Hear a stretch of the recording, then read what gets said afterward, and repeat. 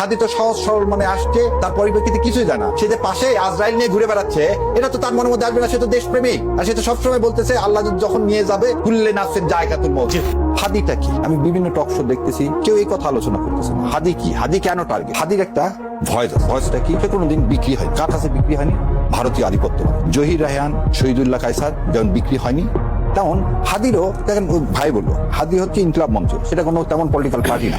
একটা ছেলে দুইজনকে নিয়ে প্রতিদিন লিফলেট বিলি করে। সে কোনো তার কোনো সেরকম কি বলবো আন্ডারগ্রাউন্ড পলিটিক্যাল পার্টি নাই, তার সে ফোর্স নাই, কিছু নাই। সে কারো জীবনের জন্য হামলা স্বরূপ তা না। সে চাইলে কালকে একটা সরকার ফেলে দিবে, তাও না। তাহলে আপনি ওনাকে কেন অ্যাটাক করেন? কারণ উনি যে ক্ষুরধার বক্তব্য দিয়ে ভারতীয় আধিপত্যবাদের বিরুদ্ধে যে অবস্থান নিয়েছে, সেই অবস্থান নেওয়াটাই হচ্ছে তার কি একমাত্র গুনাহ।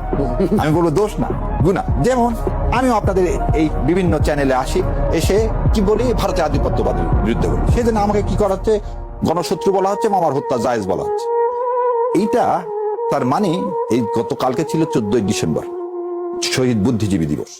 এই বুদ্ধিজীবীদেরকে যে কারণে হত্যা করছিল সেদিন ভারত, আজকে একই কারণে আমাকে, হাদিকে, ফারুক ভাইকে, আপনাকে, যারা ভারতীয় আধিপত্যবাদের বিরুদ্ধে বলবো তাদেরকে কি করা হবে? হত্যা করা হবে।